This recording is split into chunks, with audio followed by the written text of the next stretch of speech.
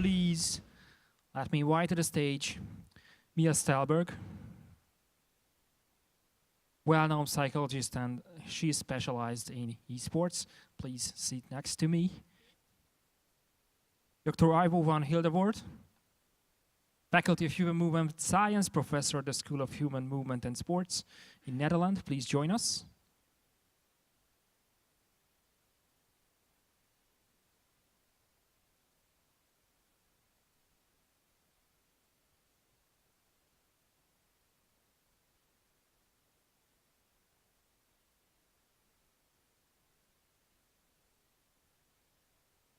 Please join us.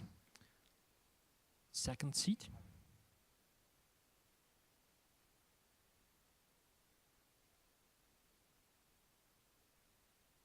Okay, next guest is Martin Kadinov, Regional Manager for Southeast Europe, ESL. Please join us. Over there? Yes, the third seat is yours, sir. Hello. And our next guest is Pawel Kowalczyk, Esport Product Partnership Executive in Group, ONET, Ringier Axel Springer. Hi, Ivo. Hi. Thank you very much for joining us. You had a chance to listen to our first roundtable. Yes. The previous one, yes. We ended up basically, and it's a very, very good connection, with the esports basically at the age perspective. So how young or how experienced should be a boy or a girl who's starting his esports or her esports career and finishing it? And I would like to ask Mia, who I know that you worked with Team Astralis and they became really, really successful. So what kind of a problem you face the most that you have to solve when you work these esports players? And also, is it an age perspective problem or it's more about the pressure? All teams are individuals, and I don't see that there were issues or problems that I was solving when I started, for example, to work with Astralis. I think there were just general things to find out individual strengths and weaknesses among the players, the team spirit, and also how the team is functioning overall. So I saw that as a possibility, not as a pile of problems. There were really, really good talented players in the team already then. And then they became one of the most successful team in Danish esport history. In the world history. They won the major. Sorry. And for example, Katowice, what a wonderful event. And yes, they were #1 for a very, very long time. Yes, sorry, you pronounce your name like Ivo? Ivo. Ivo, Okay. thank you very much, because I had a No bit problem. trouble. So, the same question, what about the age of an e-sporter? What's your question? Yeah, so basically, how do you define the age of an e-sporter? Does it mean that they require experience to become a good player? Or it's more about, let's say, that if you're young, you'll be more able to become, because you can have more practice, you're more able to adapt to these, let's say, digital trends? Well, first of all, it's not my primary focus of research, but I am a human movement science, and I'm interested in what kind of skills are relevant and how does esport differ from other sports. That's even better. And related to that, I'm interested also in the structure. I mean, if we consider it sport, then we should have a good structure around it, and that includes like talent development, good coaching, education. And I think some countries, maybe Denmark, Hungary, are better in that than my country, the Netherlands, where it's still, a struggle to get it on the agenda. And this has to do with of course, also with the age. And we know that young kids are younger and younger when they start playing games. And we do know that, I think, it depends on the type of game, but some games you really need to be young. It's like gymnastics for girls to become competitive. And there's a short period of time. I talked, for example, to a former world champion. He said, well, he quit for like half a year, and he said, I cannot come back because it's so competitive. For a few years, I had to practice 10 hours a day. And when you're gone, you're gone. And someone said, well, 30 is like really old already in this type of game. But next to that, the end of the age, I think it's also a pedagogical, very relevant question. When do you start practicing really hard. And what I'm interested in, that in normal sport, if you're talented, we say, yes, you're a good soccer player, you can train for 4 or 5 hours a day.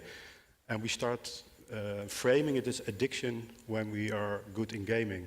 And I think that's an interesting, I don't have a clear answer to that, but also as a parent, I'm interested in that, that difference between sport and e-sport. Yeah, so stay with that. You mentioned a very, very nice perspective of this because you're a parent and your kids, how old are they? How old are they? My kids are 7 and 11, and we have continuously a struggle. I mean, when I was young, I was doing all kinds of sports, but I also did first generation of electronic games like Pong. You know Pong? It's as simple as it can be, and I was playing it for hours each day. My mother or father didn't say you're addicted, but they knew, I played it and then I went to play soccer. And that's what I think is okay for kids when they combine it with other activities. But it's interesting now that, I'm a researcher, I want to know what kind of games are there. So I play with them. I get addicted to certain games. So I'm not a good example as a parent. I think that's interesting as a scientist, but also as a parent, it's a struggle to say enough is enough. That's It's a very, very huge topic, so we would even have for 1 hour that we can discuss that. Martin, is the same for you because ESL is a very respected organization who's organizing many competition around the world, basically, with many professional players involved. So how you see what kind of e-sport career considered to be, let's say, a professional?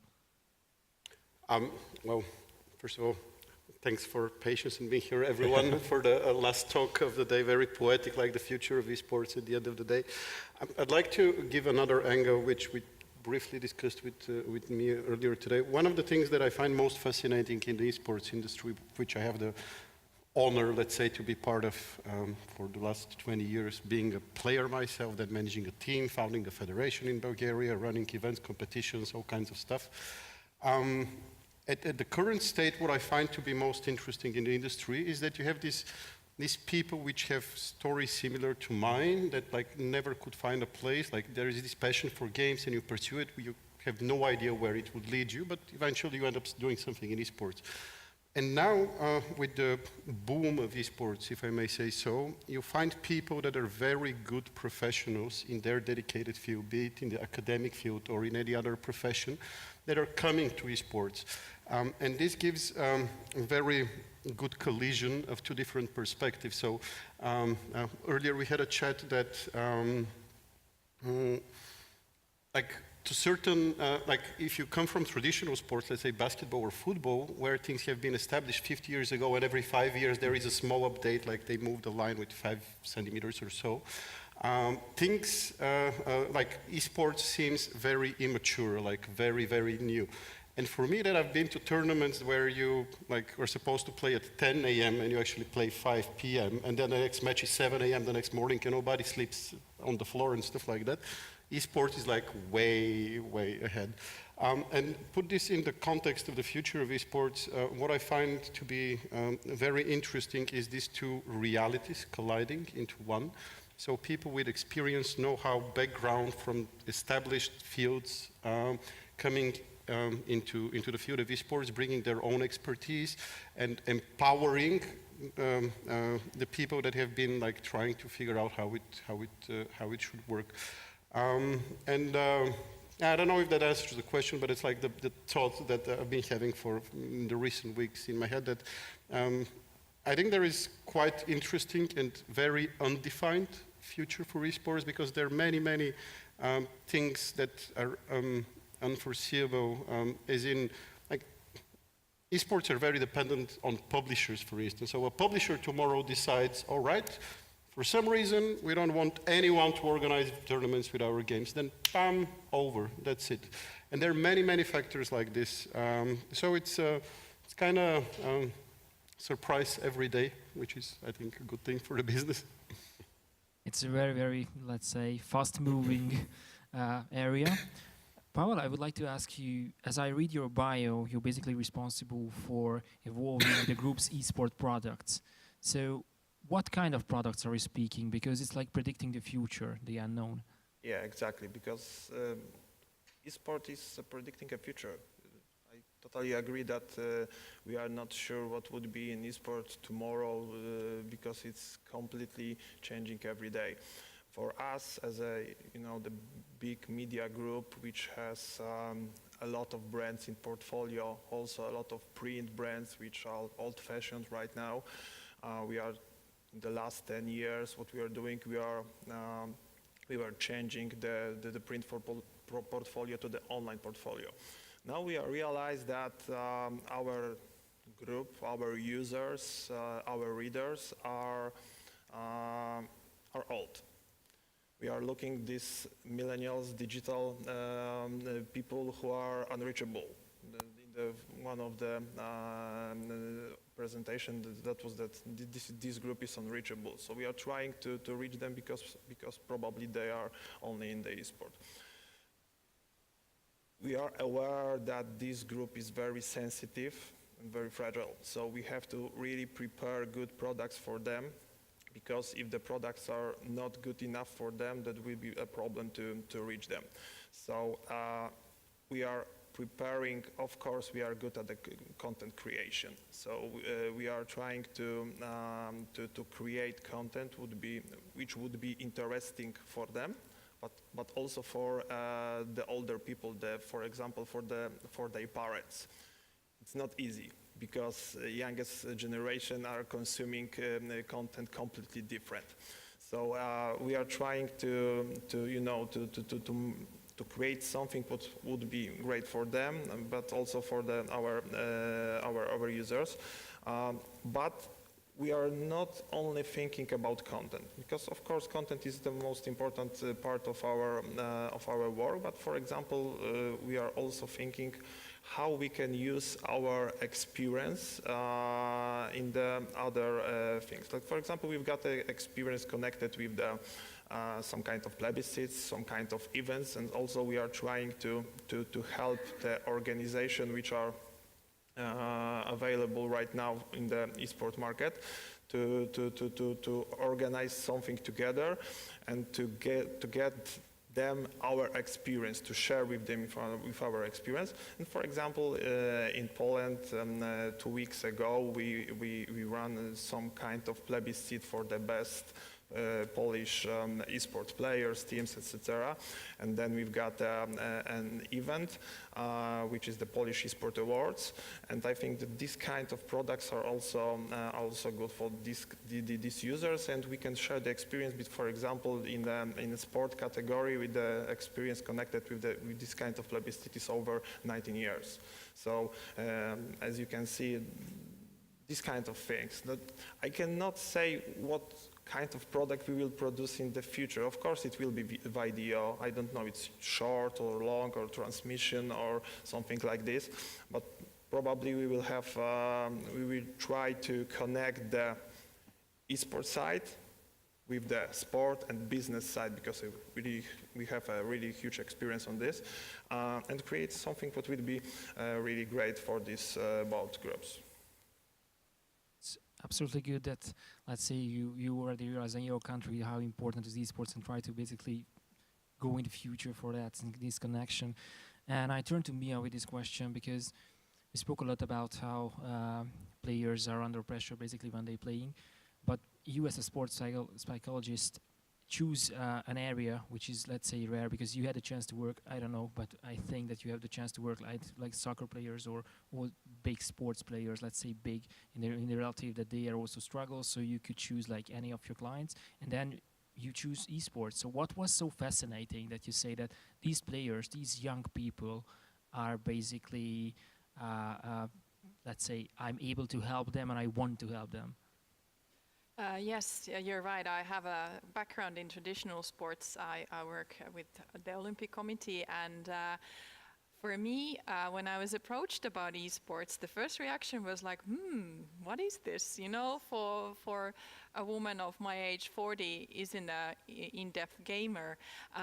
But then I kind of like got curious, and then I started exploring, and I found out that there is a huge mass of people that are extremely talented professional, and they have a big passion into what they're doing. So I saw that there's a great possibility for me to learn. And by the chance also to have a field where I can experiment, where I can do stuff, because when you walk or work in the traditional sports world, everything is done the same way. When you come in and you say, well, you know, in the ice hockey team, we have been doing this from the year 87 and let's not change anything. But when you work with people in esports, everybody's just curious. They want to see, they want to explore, and I find that absolutely fantastic. And me as a psychologist, I think my job is to maximize human performance. So what would that be a better place for me to do that have talented young athletes to work with? Are they considered as athletes in this age? So like professional athletes? I work with professional athletes, and for me, when I start working with any e-sport athlete, for me it's very important to emphasize that they do have that identity, because if you are wanting to become the best in the world, and my clients always want to be the best in the world, they need to start living the life. So that's why I always call them athletes, so that they understand what comes within that. That's also responsibility, and for me that's a chance to share for the community that the pros are doing the things, for example sleeping and eating and exercising and everything else evolving around that. We can influence hundreds of millions of young people. For me it's not the team that I'm working with, for me it's the entire community, and giving back to them and having that idol or someone on that stage representing a certain kind of a lifestyle, and we are proud of that. Gaming is, or playing or being an esports athlete, it isn't something you do in the basement and you're kind of like embarrassed. I'm really proud that I get to work with those people, and for me, when I have a new client, I want to implement that same pride. So that when you go to sleep every night or wake up in the morning, you understand that this is something that I get to do, and I'm privileged to be an esports athlete. As I just listening, I want to be an esports athlete. So it's so inspiring. Yes, now you research the skill set, and you also published about this. Is there a certain skill set that esport player has? So are you identifying any kind of, let's say, if you have this and this and this, then you are possibly a talent or a potential superstar? Well, again, that's primarily, I would say, a more human movement science kind of, or sports psychological kind of question. My perspective is primarily sociology and ethics. I'm interested specifically in rule violation and in fair play. I've always been interested in play and game, and I've been involved in projects on the use of digital technology in physical education and how to use technology, and via that route we came into contact with esports and the question, is it sport? And the skills, to come back to your question, I can say something about it, of course, are similar to other sports where it's about hand-eye coordination, being really fast in reaction time. That's why maybe you're old when you're 30, because it drops down, I think, after 30, reaction time. And there's often been, like in the Netherlands, we had the discussion, is it sport? And in 2014 we published a book and we asked, why is it not formally sport? We have all the features of a game and playfulness, etc., institutionalization. And we asked, well, fishing is a sport in the Netherlands, why not e-sport? And they said, well, at least fishing you can do outside, which is, of course, very lousy argument. So I got more interested in, but the skills are really competitive and they are really interesting. But we don't know, still we don't know much about what makes it a good player. And one of the players compared it to it's like chess, but much more complex, because you have to be strategic and at the same time be very fast and be skilled in a motor learning way, be fast in learning. So it has, in that sense, all the aspects of a sport.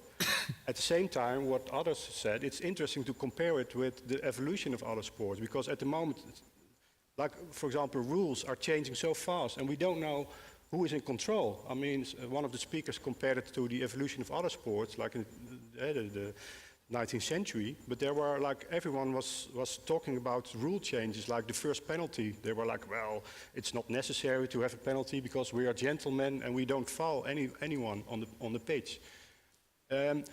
So that's a crucial and interesting difference, that now that's not so clear who is in power and who's changing that rules. That's what I think is interesting, because also the rules relate to skills.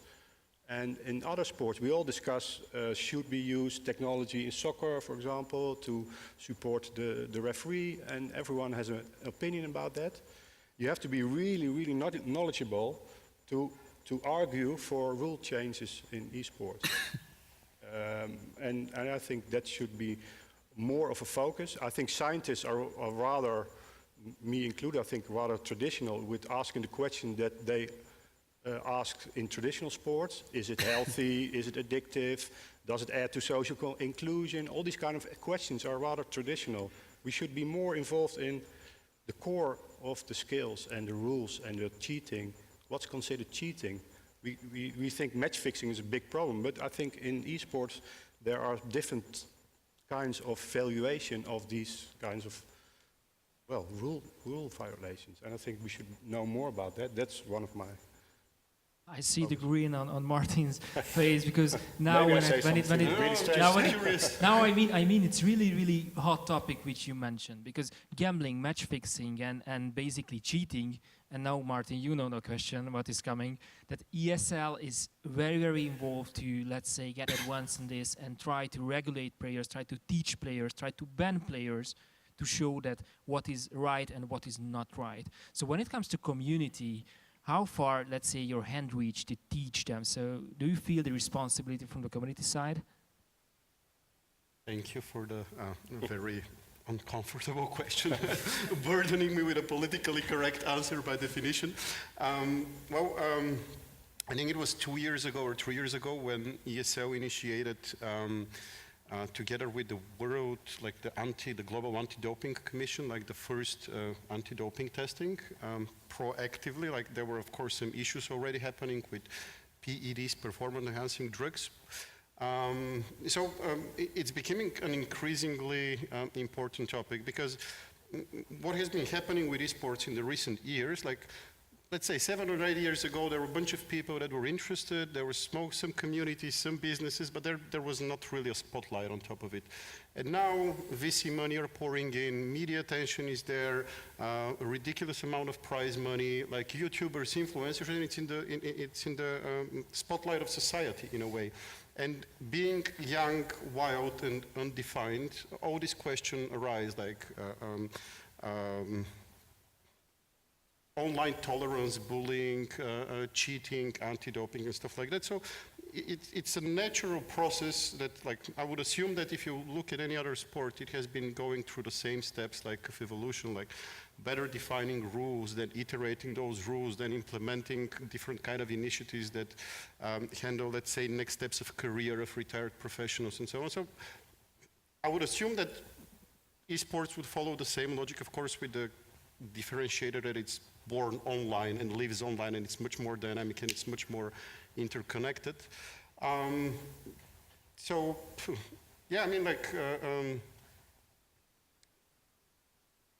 I'll just give another angle. So 2 years ago, I never really thought about the scale of gambling issues, like not gambling, but betting issues in esports. And we had a presentation by a very smart and experienced professional that deals with anti-fraud. He has like 30 years experience in cricket and different sports. So he opened the presentation with which he totally got me. It's like, so in sports, if you're not 100% sure that there is no fixing, you can assume to 100% that there is fixing. So that's like the underlying logic of it.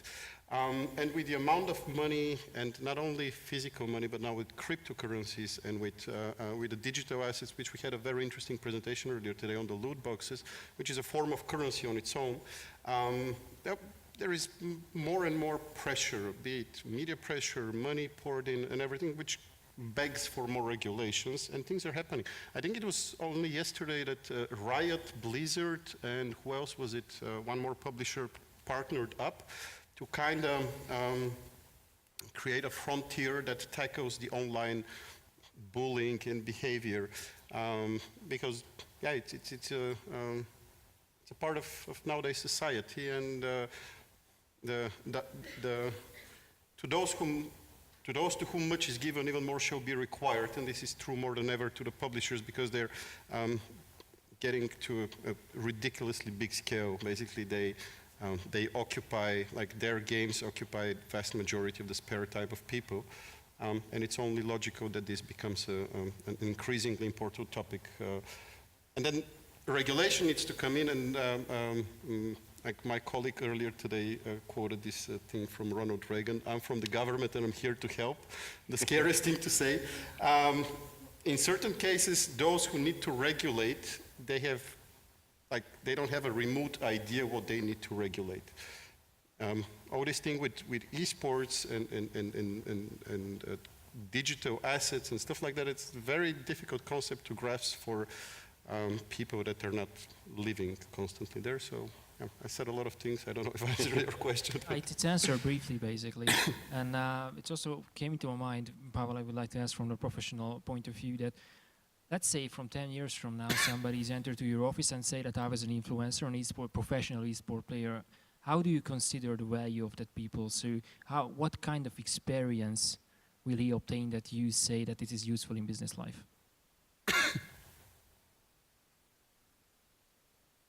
Could you repeat, because I'm not sure if I... Let's say I was a professional player. Now I'm searching for a job and I enter to your office, like for a marketing job. And I say that I was an influencer on YouTube. I was a professional esports player. And now you know that what's my background, basically, what's the economy where I acted. So what do you expect from that kind of people, let's say 10 years from now? I think that it completely has changed.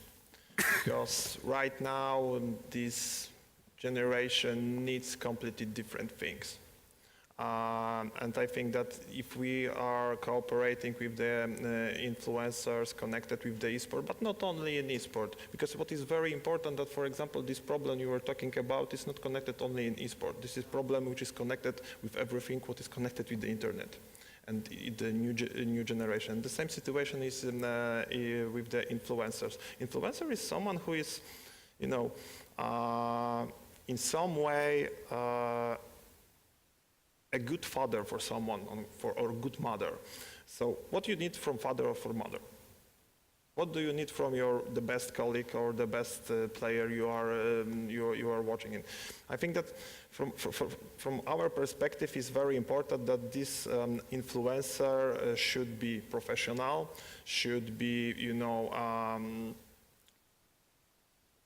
aware how big impact they have of our users, of other people, and should be very careful in some way. For example, we are aware that we have a huge reach in our media, in social media, and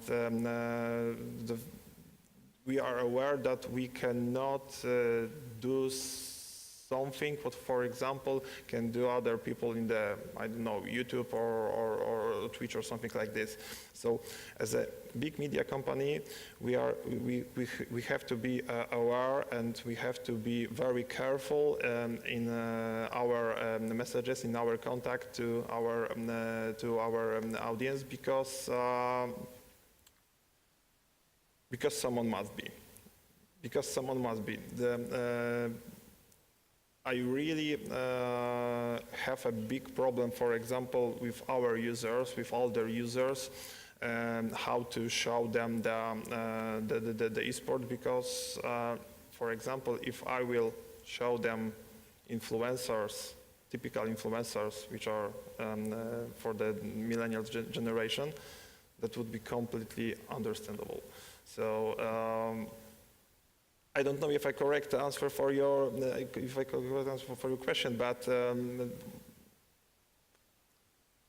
I can understand. It was basically about experience, what you can gain, and I would like to ask the same from Mia. So, when you worked with these players, and let's say name like 3 attributes that that you think that they can carry on their professional career when they quit esports. Can you name like 3 of these skill sets which will be very strong or even stronger because they are esportsers? 3 attributes. First of all, always when you are under high pressure and you have to perform, you have to get to know yourself very well. If I'm taking an average 18, 19-year-old and seeing how mature they are, how well they know themselves, it looks very different compared to an 18, 19-year-old professional esports player. So I think one thing that they could take with them is acknowledge and understanding of how they function as humans. They take responsibility and they are aware of their limitations and also strengths. So in a way, I think it's a wonderful opportunity to get to know yourself. Then the second of all, I think that also their transformation is all esport players are first hobby players and then they become professionals. We don't have the background of having sports clubs as traditional sport has. So you kind of like have to reinvent yourself and you got to work around that a lot because nobody's telling you that from an age of 12 to support your growth to become a professional. And at this point we know that there's a lot of talented people out there that could be professionals but haven't been discovered yet. That's also something that fascinates me.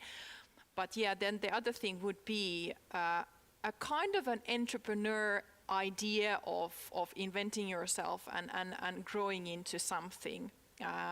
Also, they are strong brands, so I think that's something they can benefit a lot of the understanding of the business and branding themselves. And then the third thing that they can take with them is that they understand what happens around the esports scene itself, and already now we can see that there's a lot of ex-players becoming something, for example, trainers, managers, coaches, whatever, and I do welcome them because it's fantastic to have an experienced player contributing then again to the business from the other side or the other angle, so I hope that they stay on board. So good. It would be the same question for you, Ivo, as a parent. So if your child became a professional esport player, what do you think? What they gain about this career? Well, I have some mixed feelings about that, but and I'm not sure if I would be happy. First, I want to make a comment on the conference because it's interesting that there's something new emerging, and we had one presentation about grassroots, but we're really focusing on this elite, and this is interesting because it's only just a small part of this big. And I'm interested as well in this relation. There's this ideology of grassroots sports, and we like our kids to do sports and soccer. They don't need to be a Messi, but we still say continue because we value this activity. And I'm not sure, and I'm okay with kids playing games. I like playing games as well. It's a matter of balance, not just playing games. I think I would not be happy with a kid that's, even if it's talented, it's only playing games but that's the same for other sports maybe. But I'm interested in this relation between because we consider it again as a normal sport, and what we do in regular sport is say, well, we have this elite and they should be role models, and there's an ideology that if we're good as a nation in a sport, then we enhance the grassroots and improve, although that's often not the case, but every country has its own sport culture. I think here it's different. And the relations are different, the influencers are different on why. So that implies that also that the parents are crucial in that. And coming back to your question, as a parent, I don't mind if my kids are not that talented. But also interesting is that I don't even know. I know if my kids can play soccer well or not. I can judge that. And even if I'm playing esports and Clash Royale with my kids and they're beating me, but I don't understand why they beat me. So that's interesting from a perspective of talent development or But maybe my lack of knowledge. But Oh, it's absolutely- it's absolutely But very that interests me. That it's in a way it's still a hidden world, even if you're trying to understand it. But It's really interesting what you touch because let's say Counter-Strike is more of strategy than skill. So a lot of players obtaining the same skill set, let's say on top level, there's not really big differences, but the tactics that they use, it's really differs, and that's define everything, how they communicate and how they execute, like retakes and this kind of stuff. And Martin, the question would be tricky again. You always got these tricky questions, but sorry. as the individuals are let's say, flourishing, the teams and these kinds of talents, like, or also let's say the corporation which are behind them, like Virtus Pro, they are became big.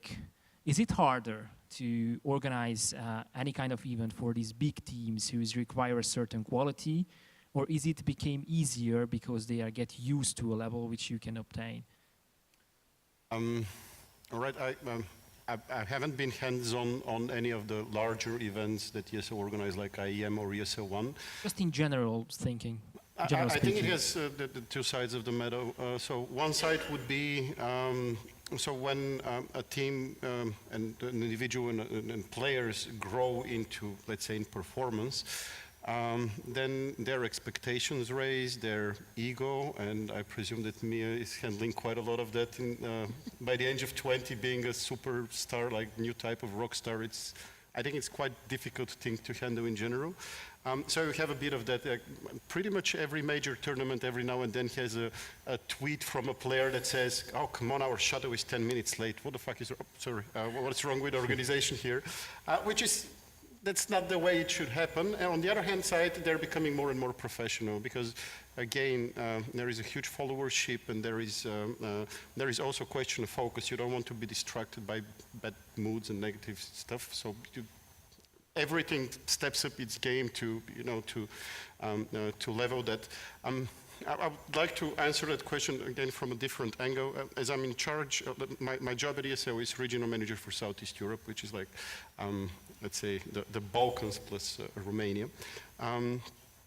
And for 3 years, we've been running a project called ESL Southeast Europe Championship, which is, I'd say that the Balkans are a very, very difficult region to tackle esports-wise because it's lots of fragmented countries, low GDP, different languages. And then if somebody needs to like make a business decision how to develop this region, they're like, okay, so it's 15 countries, 10 languages, 12 currencies, what we wanted to do is to offer a proving grounds for the players to compete with a clear understanding that this is not going to be the largest tournament in the world, but it could be this small step that helps teams and players actually take it to the next level. And after running it for 6 seasons, we actually managed to do that, and we've witnessed the growth not only of the teams, in the individual players, the team organizations, the scene as a whole, the talents, and our capabilities as well. So, for instance, the first season, we were dealing with issues like, guys, come on, please, when we set up a match date for 5 p.m. Thursday, that means 5 p.m. Thursday, please come and play. We have casters that are waiting and stuff like that. And then those problems, you start having better problems and better problems and better problems. And in the last season, we went to the point where we are working with the teams, we're working with them on mutually beneficial stuff like social media and marketing guides. We work together helping them understand that the performance of the league is a function of the engagement of the audience that the teams have. So it's a give and take. The more we promote them, the larger audience they grow, the better audience they have, the more it comes back to us. And I'd say that it was, we have better type of problems now. Still a lot of challenges, still need to tackle the issues and all kinds of stuff with teams and players. But 3 years ago we had a problem of them actually showing up. Now we have a problem of, I don't know, a logistical challenge or something like that, which is a way better problem to have. But of course, with the growth of the scene, expectations are raised from everywhere, so it's much more, it's faster, more professional, more demanding, like on steroids, basically, and it's not going to stop. Absolutely. Nice to hear that you are challenging and you have better and better problems. That's very good. Let's say start with my last question of this roundtable. Also, the audience has any question?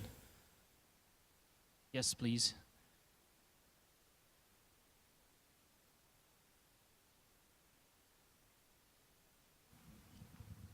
Hey, my question is, how do you help players to deal with negativity, like losing a match or the negativity from the viewership? Can you prepare them for this kind of stuff?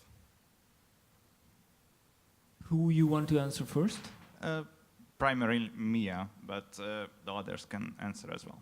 Thank you. I would love to answer that question. That's something that I do a lot in my line of work.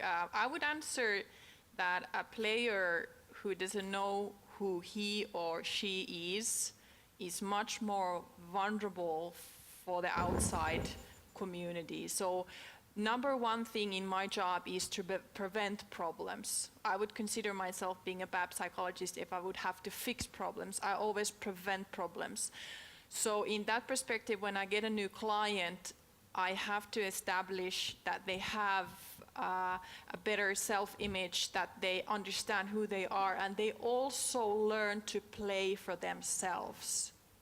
Everything that we do in the world, we have to do for ourselves, because this is my passion, this is something I'm doing, and I have my own goals for every game because I want to improve as a player. I'm not going to go there and say, validate me, love me. You have to like yourself. So for you to establish that at a very early age, I think it's fantastic for the rest of your life.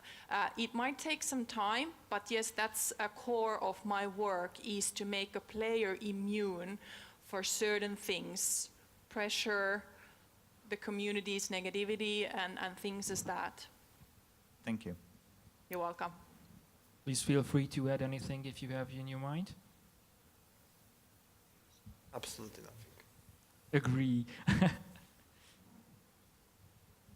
Okay, so basically our time is up, as I see. So without further ado, I would like to thank you for all of you to come to here to this V4 Future Sports Conference and take part of this roundtable. We touched very interesting topics, and I think you gave very brief and very good answers for the audience to know better of the esports in many perspectives. So thank you very much again. Thank you for having us. Thank you.